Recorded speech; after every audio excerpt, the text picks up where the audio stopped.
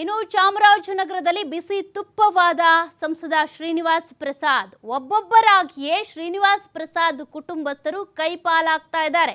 ಕಾಂಗ್ರೆಸ್ ಸೇರ್ಪಡೆ ಆಗ್ತಾ ಇದ್ದಾರೆ. ನಾಮಪತ್ರ ಸಲ್ಲಿಸೋದಕ್ಕೆ ಬರುವಂತೆ ಶ್ರೀನಿವಾಸ್ ಪ್ರಸಾದ್ಗೆ ಬಿಜೆಪಿ ಈಗ ದುಂಬಾಲು ಬೀಳ್ತಾ ಇದೆ. ನಿಮ್ಮ ಸಾಥ್ ಬೇಕು ನಮಗೆ, ನೀವು ಬೆಂಬಲ ಕೊಡಿ ಅಂತ ಬಿಜೆಪಿ ಕೇಳ್ತಾ ಇದೆ. ಅಂದ್ರೆ ಅವರು ಮತ್ತೆ ಅವರ ಅಳಿಯಂದ್ರು ಎಲ್ಲರೂ ಕೂಡ ಬಿಜೆಪಿಗೆ ಸಪೋರ್ಟ್ ಮಾಡ್ತಾರೆ, ಬಿಜೆಪಿಯಲ್ಲೇ ಉಳ್ಕೊಳ್ತಾರೆ ಅಂತ ಬಿಜೆಪಿ ಅನ್ಕೊಂಡಿತ್ತು. ಆದ್ರೆ ಅವರ ಅಳಿಯಂದ್ರಿಗೆ ಟಿಕೆಟ್ ತಪ್ಪಿದ ಹಿನ್ನೆಲೆಯಲ್ಲೇ ಈಗ ಅವರ ಸೋದರ ಅಳಿಯ ಏನಿದ್ದಾರೆ ಕಾಂಗ್ರೆಸ್ ಸೇರ್ಪಡೆ ಆಗಿರೋದ್ರಿಂದ ಮತ್ತಷ್ಟು ಕುತೂಹಲ ಕೆರಳಿಸ್ತಾ ಇದೆ. ಈಗ ಶ್ರೀನಿವಾಸ್ ಪ್ರಸಾದ್ ಅವರ ನಡೆ ಏನು ಅಂತ. ನಾಳೆ ನಾಮಪತ್ರ ಸಲ್ಲಿಸೋದಕ್ಕೆ ಬಿಜೆಪಿಯ ಅಭ್ಯರ್ಥಿ ಬಾಲರಾಜ್ ಅವರು ಹೋಗ್ತಾರೆ.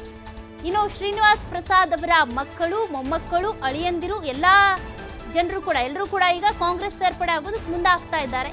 ನಾಮಪತ್ರ ಸಲ್ಲಿಸುವಂತ ಸಂದರ್ಭದಲ್ಲಿ ಶ್ರೀನಿವಾಸ್ ಪ್ರಸಾದ್ ಅವರನ್ನ ಕರೆಸಬೇಕು, ಅಂದ್ರೆ ಅವರ ಬೆಂಬಲ ಬಿಜೆಪಿಗಿದೆ ಅಂತ ಜನರ ಎದುರು ಪ್ರದರ್ಶನ ಮಾಡಬೇಕು ಅನ್ನೋದು ಬಿಜೆಪಿಯ ಪ್ಲಾನ್.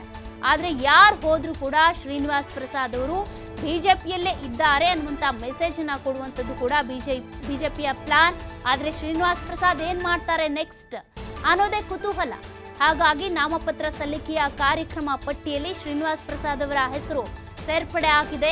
ಏನಾಗುತ್ತೆ, ಶ್ರೀನಿವಾಸ್ ಪ್ರಸಾದ್ ಅವರು ಬಿಜೆಪಿಯ ಅಭ್ಯರ್ಥಿ ಬಾಲರಾಜ್ ಅವರು ನಾಮಪತ್ರ ಸಲ್ಲಿಕೆ ಮಾಡುವಂತ ಸಂದರ್ಭದಲ್ಲಿ ಬಿಜೆಪಿಯ ಕರೆಗೆ ಓಗೊಟ್ಟು ಸಾಥ್ ಕೊಡ್ತಾರಾ ಅಥವಾ ಅಂತರವನ್ನ ಕಾಪಾಡ್ಕೊಳ್ತಾರಾ ಅಂತ ಈಗಾಗಲೇ ಧೀರಜ್ ಪ್ರಸಾದ್ ಅವರು, ಅವರ ಶ್ರೀನಿವಾಸ್ ಪ್ರಸಾದ್ ಅವರ ತಂಗಿಯ ಮಗ ಕೂಡ ಕಾಂಗ್ರೆಸ್ ಸೇರ್ಪಡೆ ಆಗಿದ್ದಾರೆ. ಒಬ್ಬೊಬ್ಬರೇ ಈಗ ಕಾಂಗ್ರೆಸ್ನ ಪಾಲಾಗ್ತಿರೋದ್ರಿಂದ ಬಿಜೆಪಿಗೆ ಒಂದಷ್ಟು ಭಯ ಹುಟ್ಕೊಂಡಿದೆ. ಈಗ ಶ್ರೀನಿವಾಸ್ ಪ್ರಸಾದ್ ಅವರು ಕೂಡ ನಮ್ಮ ಕೈ ತಪ್ಪಿಟ್ರೆ ಯಾವ ರೀತಿಯಾಗಿ ಬಿಜೆಪಿಗೆ ಡ್ಯಾಮೇಜ್ ಆಗುತ್ತೆ ಅಂತ ಶ್ರೀನಿವಾಸ್ ಪ್ರಸಾದ್ ಅವರ ಅಳಿಯಂದ್ರು ಹರ್ಷ ಮತ್ತೆ ಇನ್ನೊಬ್ರು ಮೋಹನ್, ಡಾಕ್ಟರ್ ಮೋಹನ್ ಇಬ್ರು ಕೂಡ, ಹರ್ಷವರ್ಧನ್ ಡಾಕ್ಟರ್ ಮೋಹನ್ ಇಬ್ರು ಕೂಡ ಆಕಾಂಕ್ಷಿ ಆಗಿದ್ರು. ಈ ಬಾರಿ ಬಿಜೆಪಿಯ ಟಿಕೆಟ್ ಸಿಕ್ಕೇ ಸಿಗುತ್ತೆ ಅಂತ.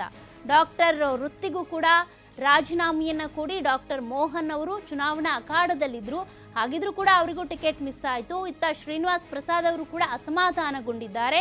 ಹಾಗಾಗಿ ಈಗ ಶ್ರೀನಿವಾಸ್ ಪ್ರಸಾದ್ ಅವರ ಕುಟುಂಬಸ್ಥರು ಒಬ್ಬೊಬ್ಬರೇ ಕಾಂಗ್ರೆಸ್ಗೆ ಸೇರ್ಪಡೆ ಆಗ್ತಾ ಇರೋದ್ರಿಂದ ನಾಳೆ ನಾಮಪತ್ರ ಸಲ್ಲಿಕೆ ಮಾಡುವಂತ ಸಂದರ್ಭದಲ್ಲೂ ಬಾಲರಾಜ್ ಅವರಿಗೆ ಶ್ರೀನಿವಾಸ್ ಪ್ರಸಾದ್ ಅವರು ಬೆಂಬಲವನ್ನ ಕೊಡದೇ ಇದ್ರೆ ನಮ್ಮ ಕತೆ ಏನು ಇಲ್ಲಿ ಕ್ಷೇತ್ರದಲ್ಲಿ? ಹಾಗಾದ್ರೆ ಶ್ರೀನಿವಾಸ್ ಪ್ರಸಾದ್ ಅವರಿಗೆ ಇರುವಂತ ಮತ ಬ್ಯಾಂಕ್ ಏನಿದೆ ಅದು ಕಾಂಗ್ರೆಸ್ಗೆ ಹೋಗ್ಬಿಟ್ರೆ ಅನ್ನುವಂಥ ಭಯ, ಆತಂಕ ಈಗ ಕೇಸರಿ ಪಾಳ್ಯಕ್ಕೆ ಶುರುವಾಗಿದೆ. ಹಾಗಾಗಿ ಚಾಮರಾಜನಗರದಲ್ಲಿ ಈಗ ಸಂಸದ ಶ್ರೀನಿವಾಸ್ ಪ್ರಸಾದ್ ಅವರೇ ಬಿಜೆಪಿಗೆ ಒಂದು ರೀತಿ ನುಂಗಲಾರದ ತುತ್ತಾಗ್ಬಿಟ್ಟಿದ್ದಾರೆ. ಏನ್ ಮಾಡ್ತಾರೆ, ನಮಗೆ ಬೆಂಬಲ ಕೊಡಿ ಅಂತ ಬಿಜೆಪಿ ಅವರೇನೋ ಕೇಳ್ತಿದ್ದಾರೆ. ಆದ್ರೆ ಶ್ರೀನಿವಾಸ್ ಪ್ರಸಾದ್ ಅವರು ಬೆಂಬಲ ಕೊಡ್ತಾರಾ?